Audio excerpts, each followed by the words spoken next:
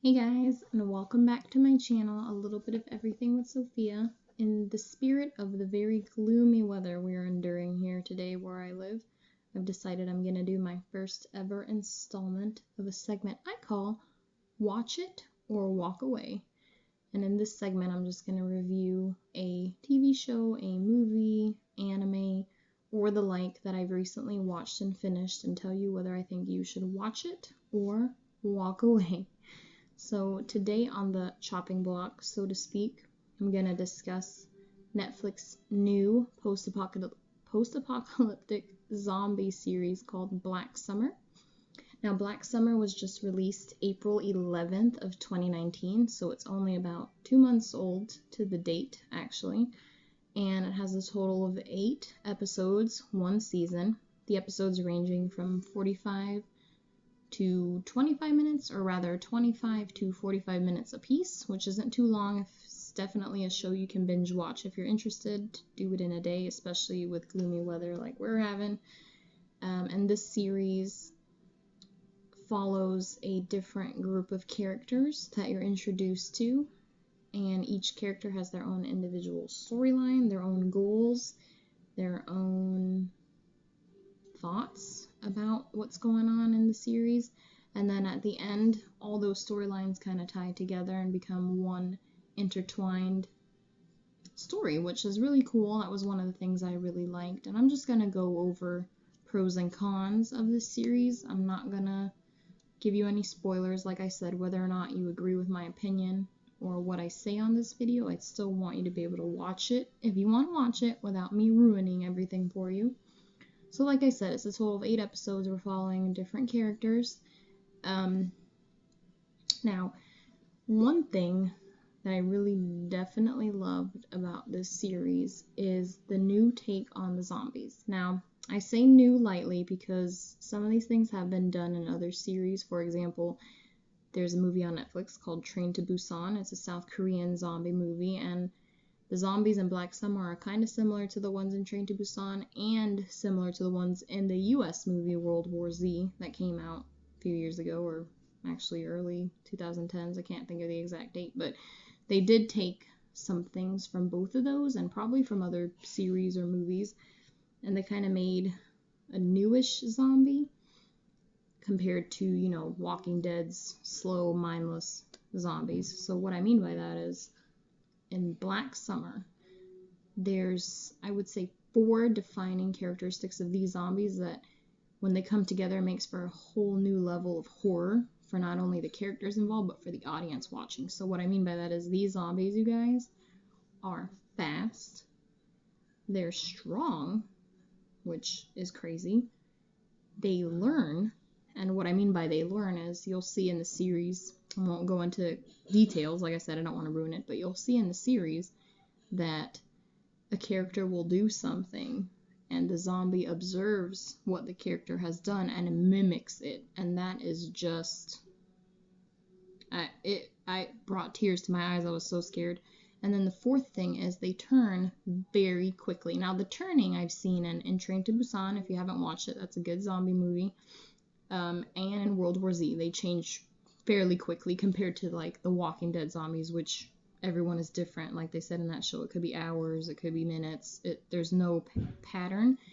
In this, there is a pattern. It's within a minute or 2 minutes at the most, from what I saw. And actually, there's a 5th thing that I'm just now thinking of. These zombies, to kill them, you guys, it is ridiculous. You need so much ammo, so much weaponry, I guess, whether it's crossbow, gun of any kind of firearm, sword. I mean, they try all sorts of things in this series, and each time it takes forever to eliminate just one zombie. And why that's terrifying is because in a post-apocalyptic world, we are not going to have access to all these resources like we do now. Everybody's going to be fighting for guns and for ammo and for weaponry and for vehicles and for gas and all sorts of stuff. So if you find yourself in that situation where, oh my god, I don't have anything, or I'm out of ammo, you are done for, because these things are fast and they do not go down as easy as like the ones in The Walking Dead do. So that really made me, as the viewer, the audience, it left me at the edge of my seat. You know, this show is all about survival. It's a horror survival series, and watching it as a viewer, I was on the edge of my seat. I was anxious. I was actually nervous for these characters, because watching them deal with this new type of zombie, it's indescribable. It's just something you have to watch and see for yourself. But no, for those of you that don't know me well, which I assume you don't really know me all that well yet, I am terrified of zombies, all things zombies.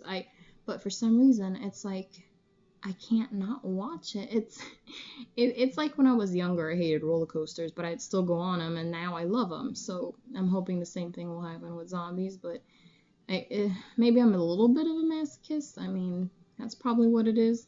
So I'll watch it, but I'll be watching it like this, and then my husband will look at me and go, "Are you watching? Are you paying attention to what's going on?" And I'm like, "Yes," but my heart is racing and my hands are sweating, and I know they're going to jump scare me in a minute, or something insane is going to happen, and I'm just not prepared.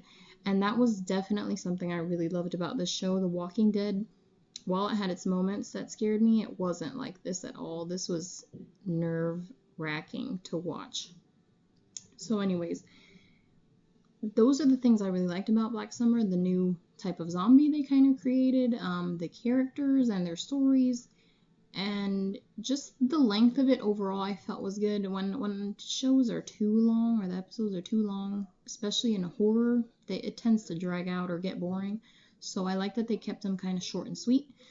It made watching through them easy, and I never felt once like I was getting bored. Now, the few things I didn't really care for. This might be a little bit of a spoiler, I'm sorry, but there is a character that is introduced that only speaks Korean. And for some reason, Netflix will not, when you put up the captions, won't translate what the Korean character is saying. So pretty much the whole series, you have no idea what she's saying. There's instances where another character will be like, "Oh, she's saying this," and you're like, "How do you know that? Do you know Korean?" So that kind of, when there was scenes with her and her interacting with other characters, and we're not really knowing what she's saying, and then they're saying she's saying this, and it kind of took you out of the horror, because you're like, they don't know Korean. Like, there's no way.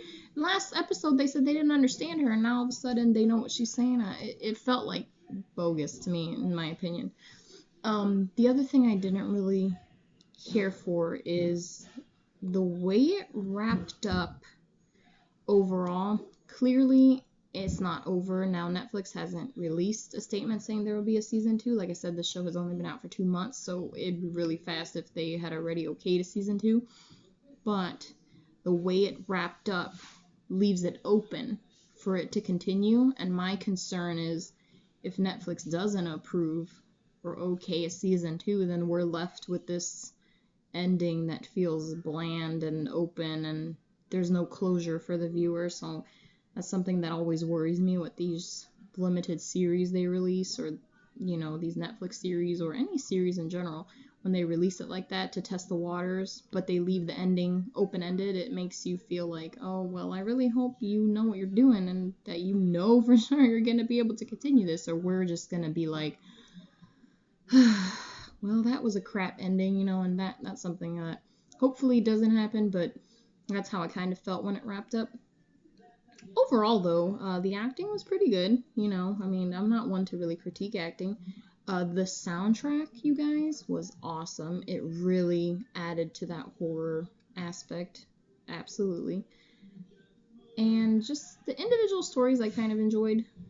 Everybody had their own quirks, their own personality traits that set them apart, and I did like that.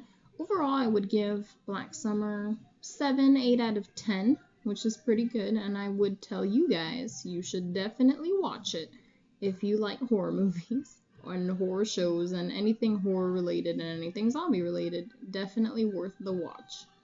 Alright guys, I hope you liked my talk review about Black Summer. If you have any suggestions on other things I should watch and review, or just watch and talk about, drop them down below. I'd love to read your comments. And thanks for watching. I'll see you in the next one.